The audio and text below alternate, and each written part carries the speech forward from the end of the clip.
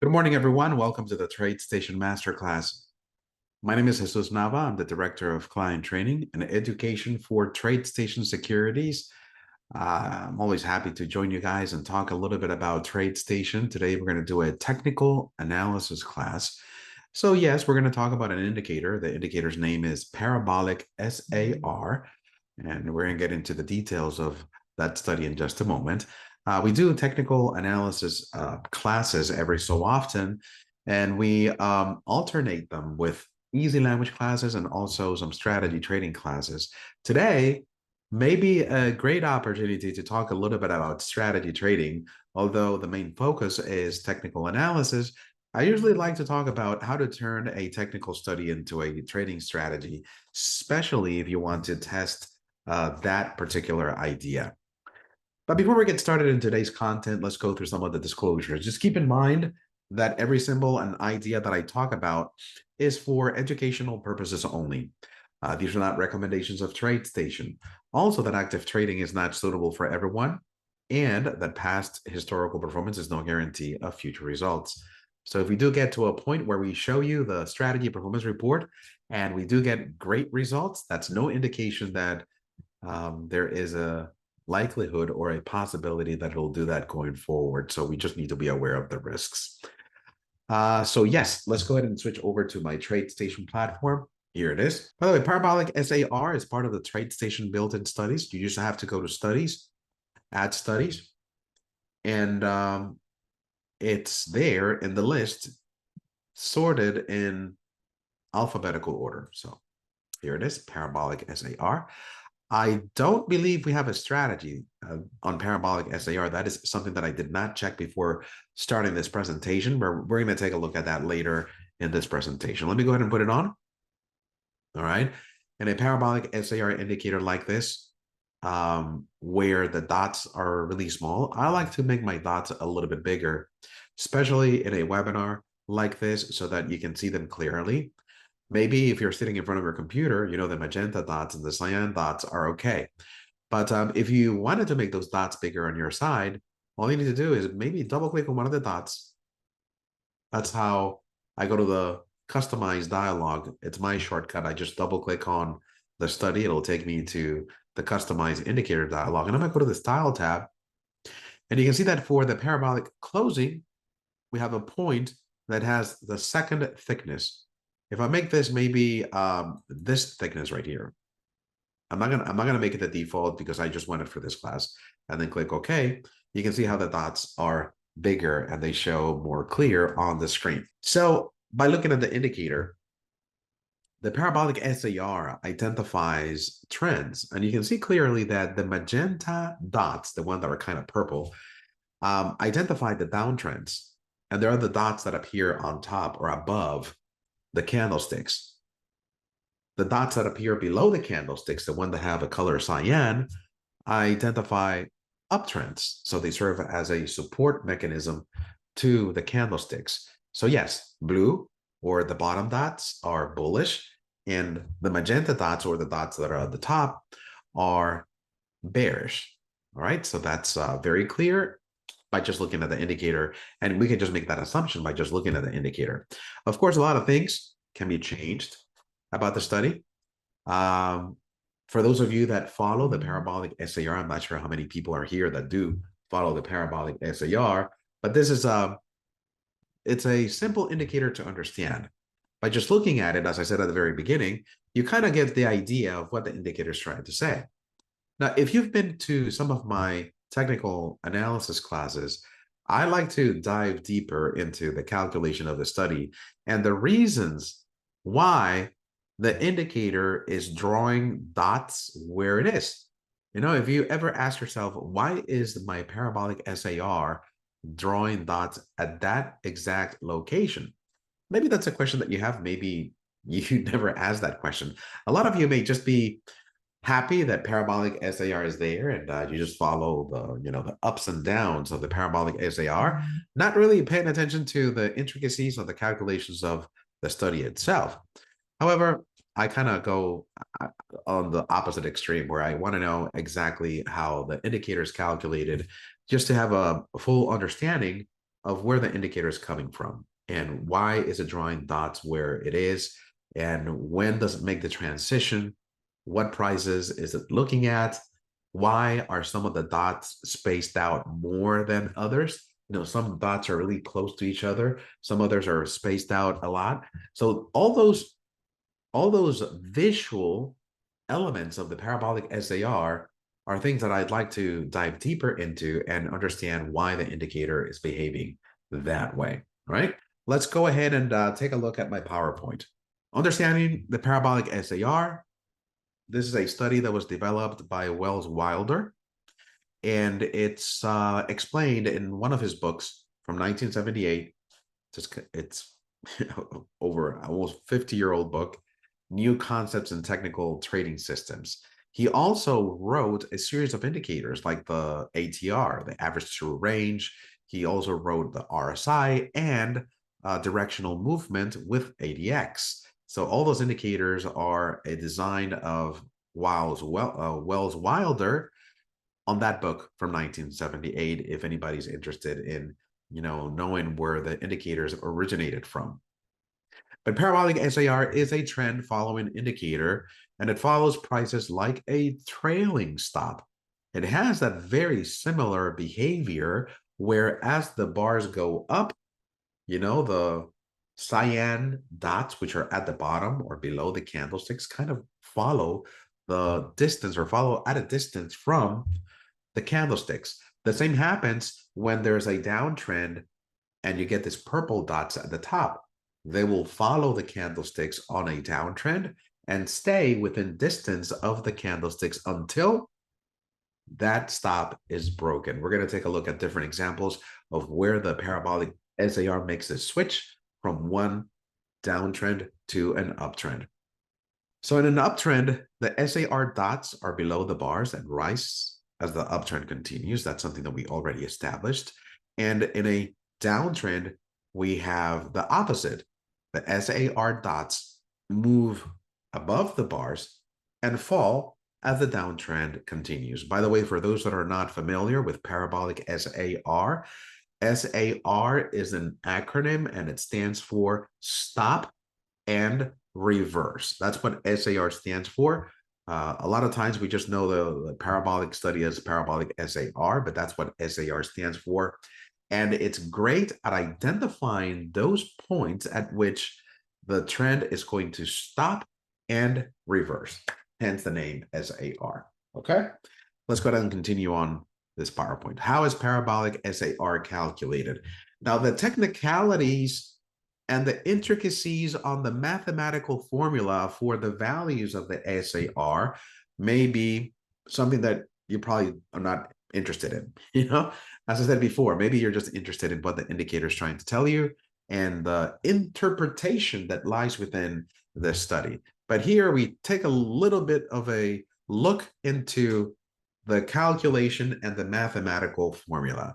Rising parabolic SAR, these are the dots that appear at the bottom or below the candlesticks, is always going to reference the current SAR value. This is the little dot that you show on the chart has a specific value.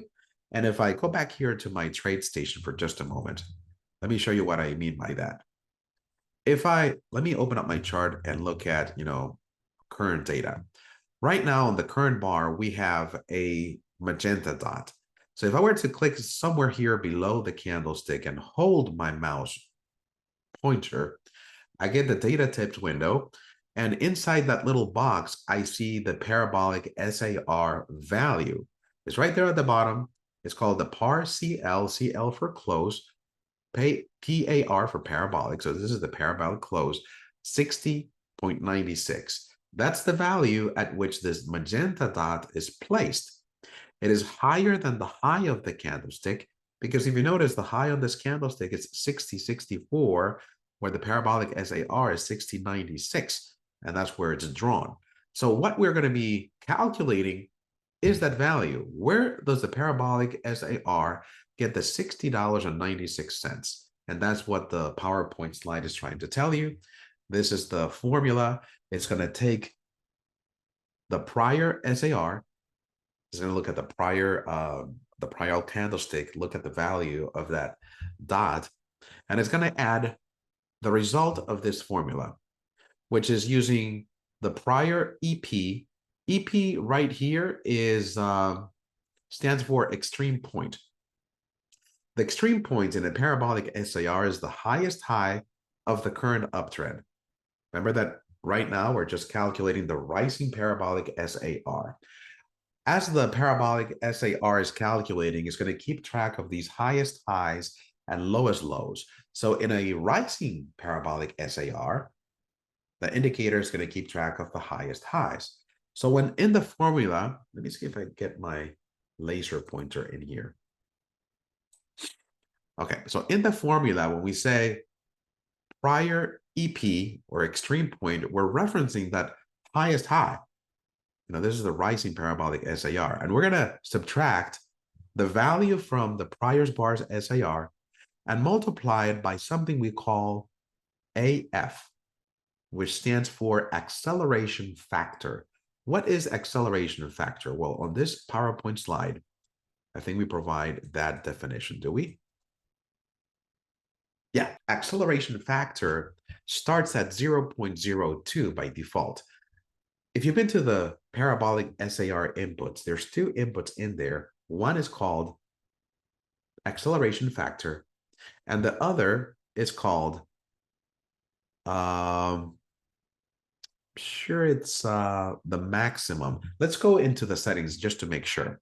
If I double click here on the parabolic SAR and I go to the inputs, here they are. You have the acceleration factor step and the acceleration factor limit. These two numbers are plugged into the formula in the following way. Let me show you. Let me go back here to the PowerPoint.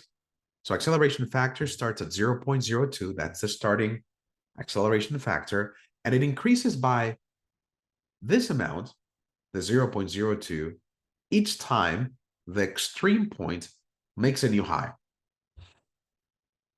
If acceleration factor reaches its maximum of 0.2, acceleration factor won't change for the remainder of the uptrend. There is a maximum. So let's go back here to the settings of the parabolic SAR. We have an acceleration factor step. Remember, that's 0.02. It's a factor. It's used in a multiplication, but that number is going to be increased by the step by 0.02 every time that there's a new high in an uptrend or a new low in a downtrend. It happens on both directions. It increases that factor by 0.2, but it only goes up to 0.2. So the step is 0.02, but it only goes up. The maximum is going to be 0.2. And again, it changes the acceleration factor every time there's a new high or there's a new low. Let me go back here to my PowerPoint and see this final note. SAR can never be above the prior 2 periods lows. Should SAR be above one of those lows, use the lowest of the two for SAR. Now, this is in a rising parabolic SAR. It can never be above the low. Let's go ahead and take a look at my chart to see what that means. Let me go ahead and cancel out of this.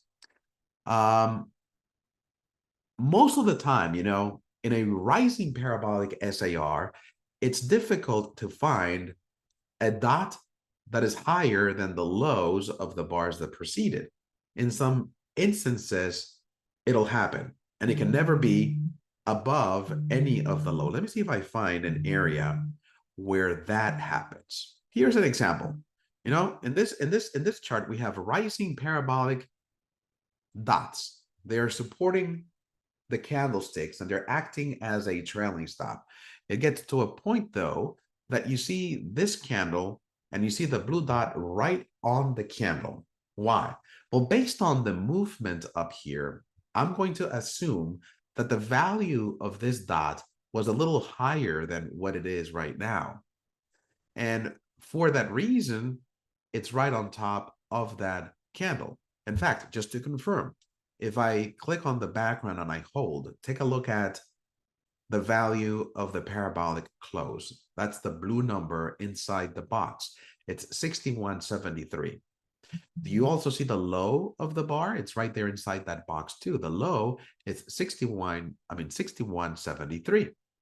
So both the low and the parabolic SAR value are at the same price, 61.73.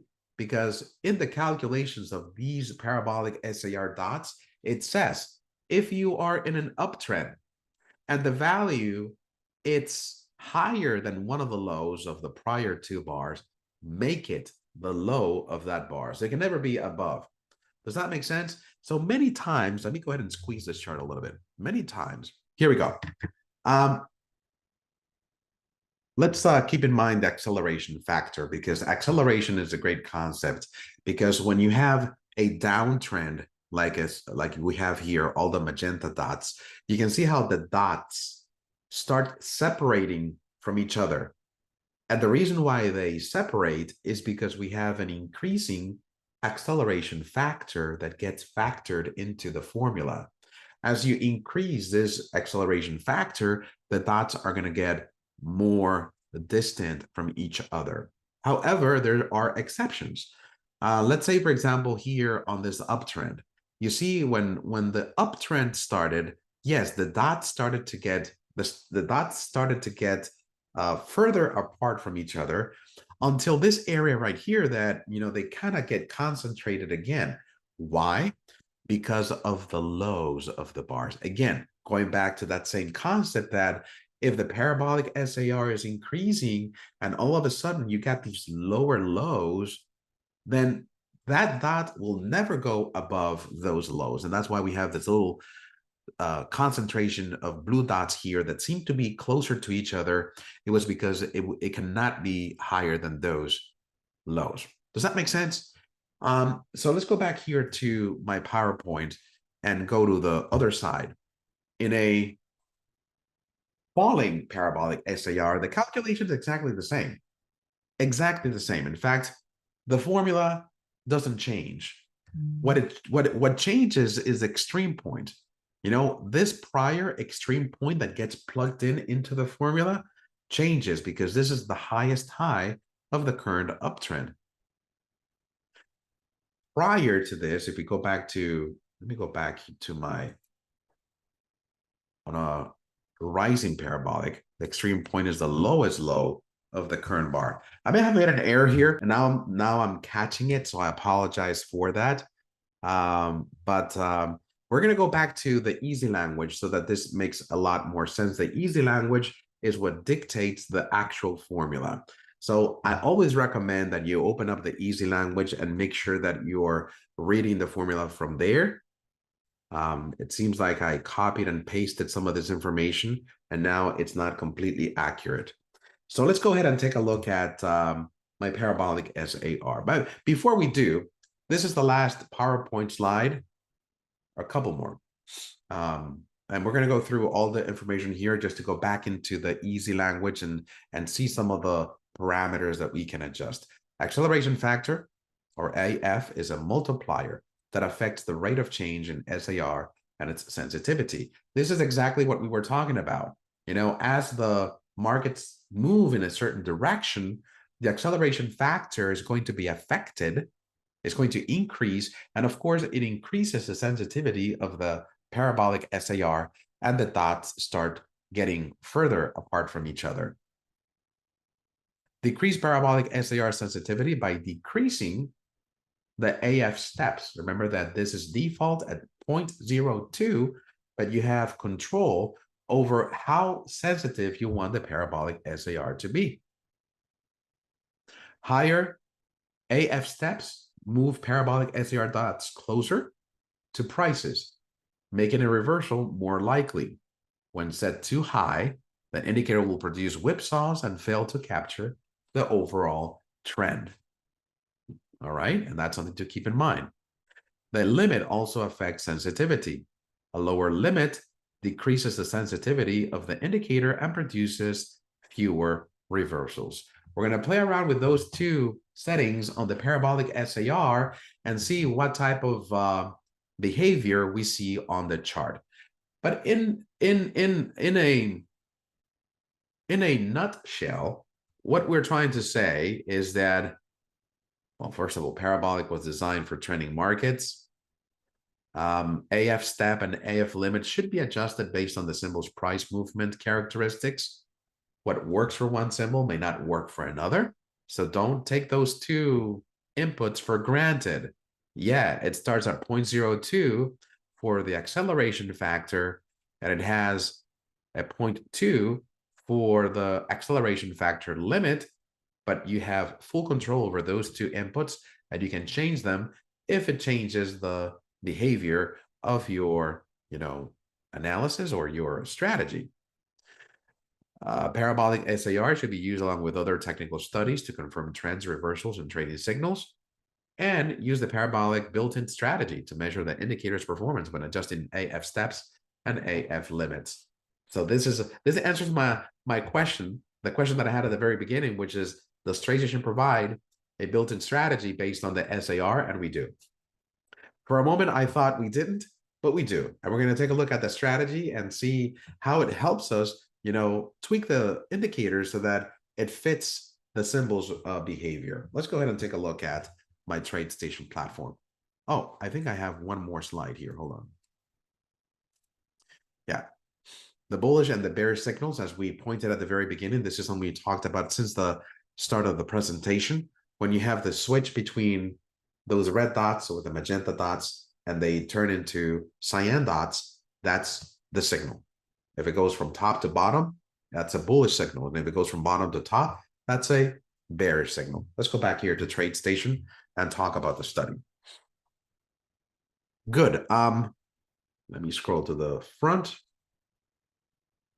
One thing that I mentioned at the beginning was looking at the easy language. A good way to access the easy language quickly is to right-click on the study dots or any plot, and then go to Edit Easy Language for Parabolic SAR. The Parabolic SAR study, the easy language for it at least, is going to be a little bit complex. It has a lot of inputs and a lot of calculations. Let me bring it in here. Let me change the font size. I think I went a little bit too high here. Okay, so we have, all the inputs, we have the variables, and the indicator itself doesn't have much code because what it does, it references a function. Parabolic SAR is a function, and it's called a multi-output function because it returns all these values into the indicator: the AF step, the AF limit, the parabolic close, and the parabolic open, what your position is, if it's long or short, and if there is a transition on the current bar. The transition would mean if you're switching from a parabolic of magenta dots to a parabolic of cyan dots. If I right-click on this function, I can open up the function for the parabolic SAR, and this is where all the math happens. So these are the extremes. Whenever there's a high that is higher than the trade highest high, then the highest high equals the high. This is the resetting of that part of the formula we talked about, that it looks at the highest high and the lowest low, And here is the formula we have in our PowerPoint.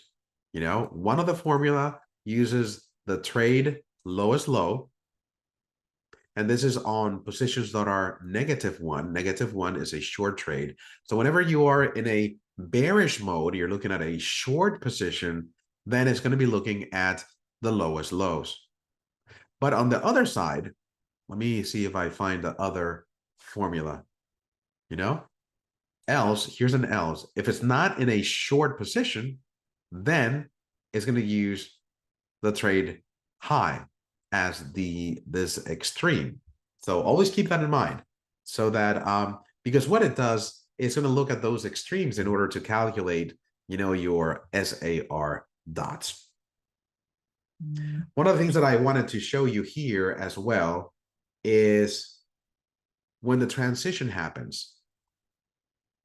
Let me go up here and show you if the position is 1, meaning that you are in a long trade. But the low is less than the actual parabolic value, then the transition is -1. That's when the switch happens. That is very clear when you go back here to the chart, and it happens when there is a crossover on the parabolic value. Let me show you what I mean by that. If we are in an uptrend, and all of a sudden we got these breaks on the following bar, I believe so. Well, not on this one, though. This is a strange one. But a lot of times, if we have an increasing number of parabolic SAR dots and you have this low on the current bar that is lower than the prior parabolic, then that's when the switch happens. These dots can never be above the prior lows, but if the current bar, drops below the prior parabolic SAR, there's been a breach of that uptrend, and then it switches over to a downtrend of parabolic dots. Does that make sense? The same happens over here. Take a look. We were in an intense drop in price, and the parabolic was bearish here. All of a sudden, there's one bar that crossed above the prior parabolic value, and it switched our parabolic indicator into an uptrend of blue dots. That's called the transition. And it happens when the parabolic SAR dot is broken. And this is the reason why at the very beginning, we compared the behavior of this study to a trailing stop, because based on how the bars are building up or how the bars are building down, these dots are going to move along with the study. If we adjust, let me go back here to the settings. Let me go to Edit Parabolic SAR. I'm going to adjust the step here to something higher. Let's do 0.05. And if I click OK, you can see how the dots get closer to the bars. Because in an uptrend, remember that in an uptrend, these dots, the blue dots, are calculated from the high of the bars, and the inverse happens on the magenta dots. They're calculated using the low of these candlesticks. So by adding a bigger step for the acceleration factor, this makes the parabolic SAR a little bit more sensitive. And of course, if it's more sensitive, it's going to transition more times than it did before. I'm not sure if we had these two transitions here we have 4 dots on the negative and 2 dots on the negative here. Let me go back here to my indicator and switch this back to 2.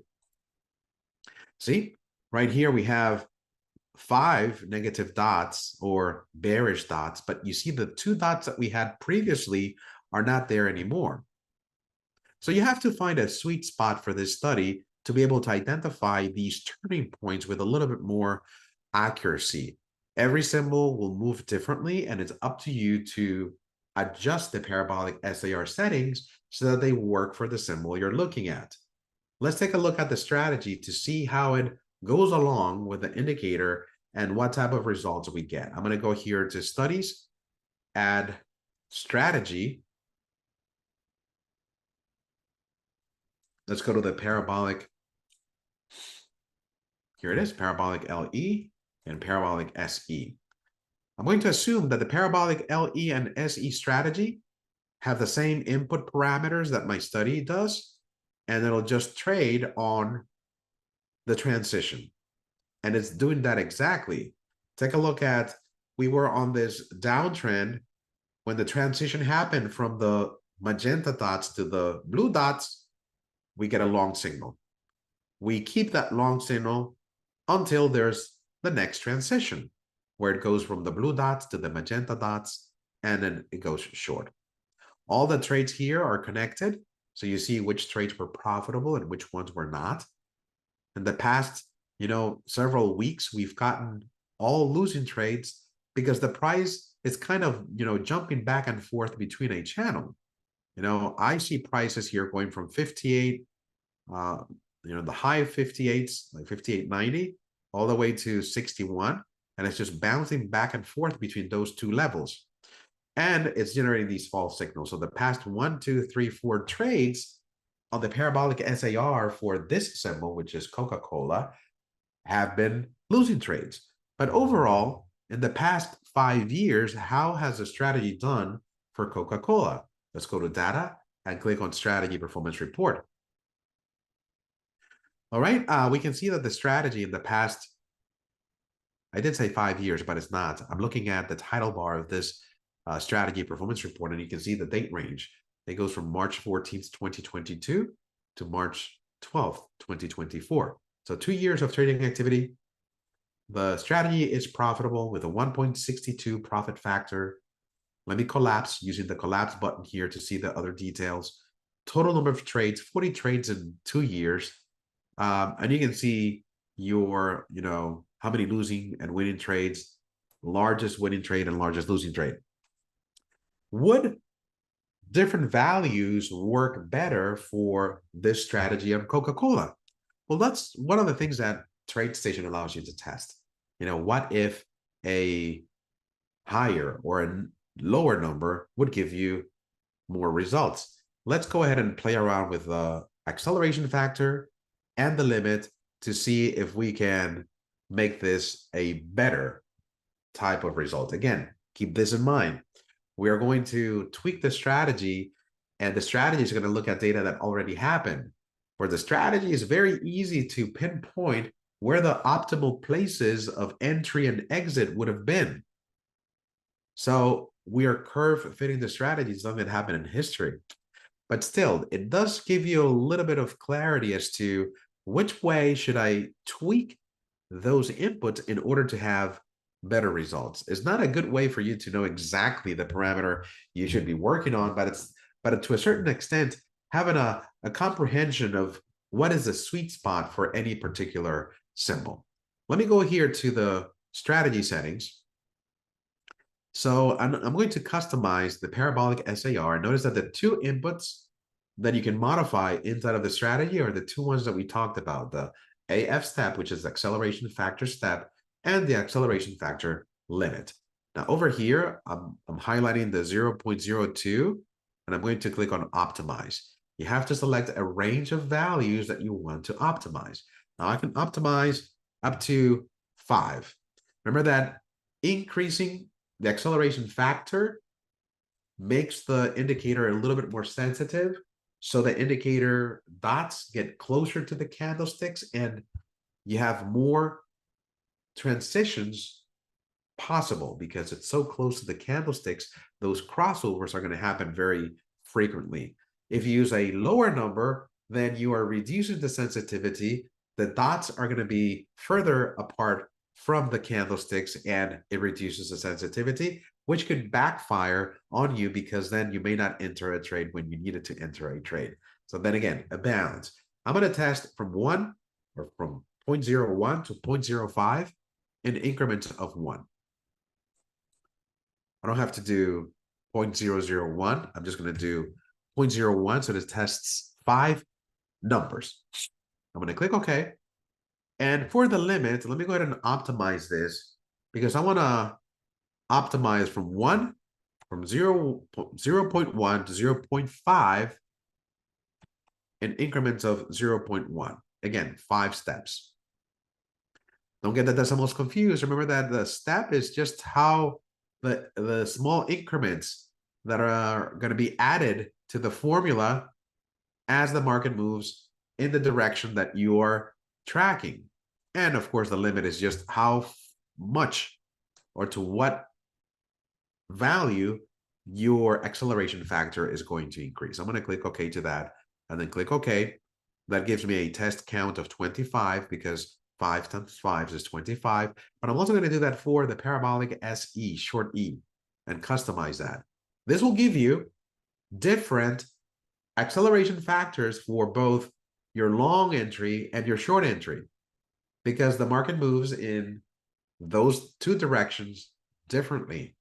And it's going to find, the parameter that works best on each one of those directions. excuse me, I'm going to click on optimize. Again, I'm going to go from 0.01 to 0.05 in increments of 0.01. And then this other one, I'm going to go from 1 to 0.5 in increments of 1.1. Then I click OK. And OK. This gives me a test count of 625 combinations. Not bad. So I'm going to leave it on a standard and exhaustive optimization, and I'm going to optimize. This is going to run through all the different settings, and then it returns with my strategy. If I want to see what settings the strategy selected, I can look up here. Notice that the inputs are right here inside parentheses. You see a 0.03. So from 0.02, it actually increased it to 0.03 and made it a little bit more sensitive than the default.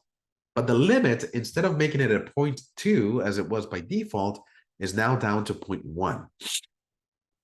On the short side, we have it a little bit more sensitive at a 0.04, but the limit, again, it matches at 0.1.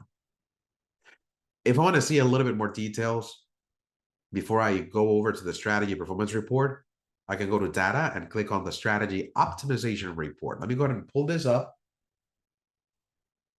Let me maximize this. That's a lot of numbers, right? But this is, if you look over here on the left, you have the long entry step, you have the long entry limit, then you have the short step, the parabolic short step, and the parabolic short limit. So it actually gives you the numbers that it tested on each one of the rows. Now, all this is sorted, I believe, by gross profit. I can see the one that is highlighted is the one here in gray. That's the one that is selected for the strategy.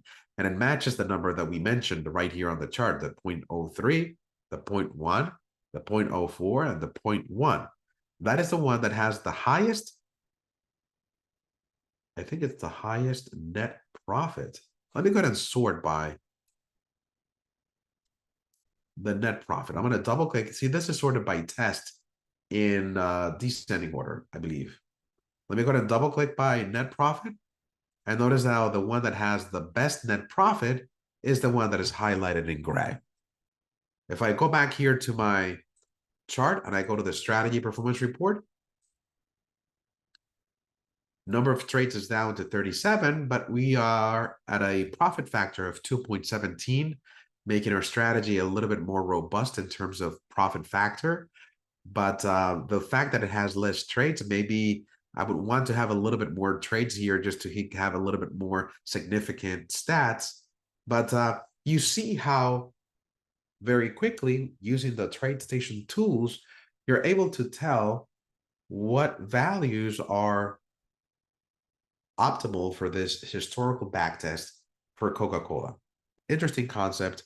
Use it carefully because the least you want to do is curve your strategy to data that has already happened, where it's very unlikely that it'll do the same going forward. And that's something we need to be aware of.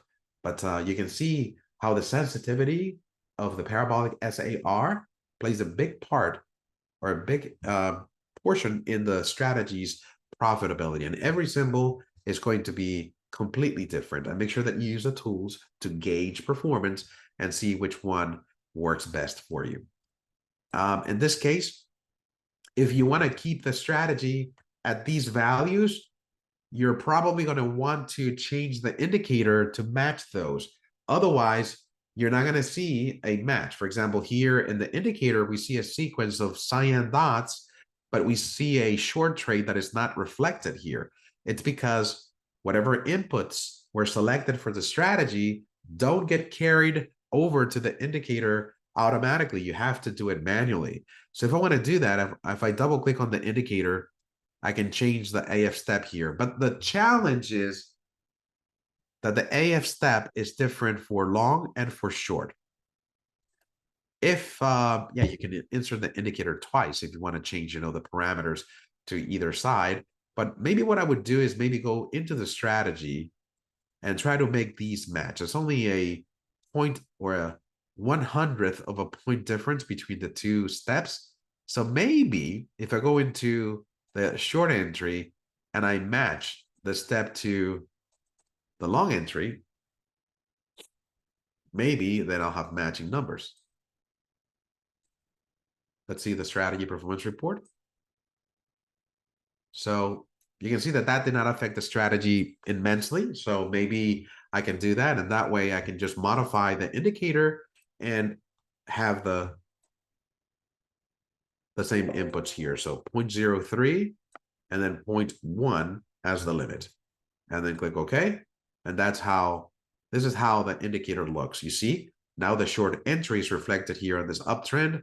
It just happened for a couple of bars and then it went back to the uptrend on the parabolic. Interesting indicator, right? Very interesting.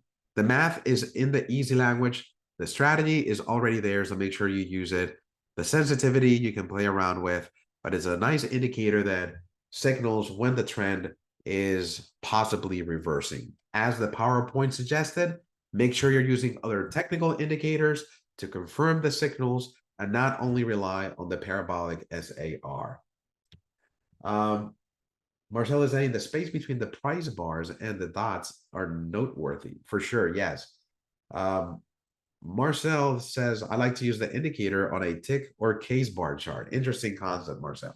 I know Marcel has been using, the parabolic SAR for some time. We've had numerous conversations about how to tweak the indicator, how to make it different, how to, and it's been great, talking about the technicalities of the parabolic SAR. And we do these classes for you to understand, what are the mathematical formulas, how the indicator is calculated, and what are the things that you should be looking out to do to the indicator to make sure that it works for the symbol that you're watching. So that's my class for today. I want to appreciate the time you guys spent with me today. Before I let you go, let me go ahead and open up my internet browser. I want you guys to go to the TradeStation website, and on TradeStation, go to Learn, which is the place where we put all our videos and all our events. And here we have the Options Education link. This is something that's new. We just added it in January, and we are gradually expanding our library of options education. This is equity options, by the way. Right now, we have 3 articles, one on straddles, the other one on bull call spreads, and the other one on bear put spreads that you're welcome to take a look at. With those articles, we have custom workspaces, custom PDFs. So if you haven't been here, make sure that you come to tradestation.com, learn, and then click on options education. But again, thank you so much for your time. Have a wonderful afternoon. And tomorrow we have our getting started at 10 a.m. in the morning. We're doing Option Station Pro.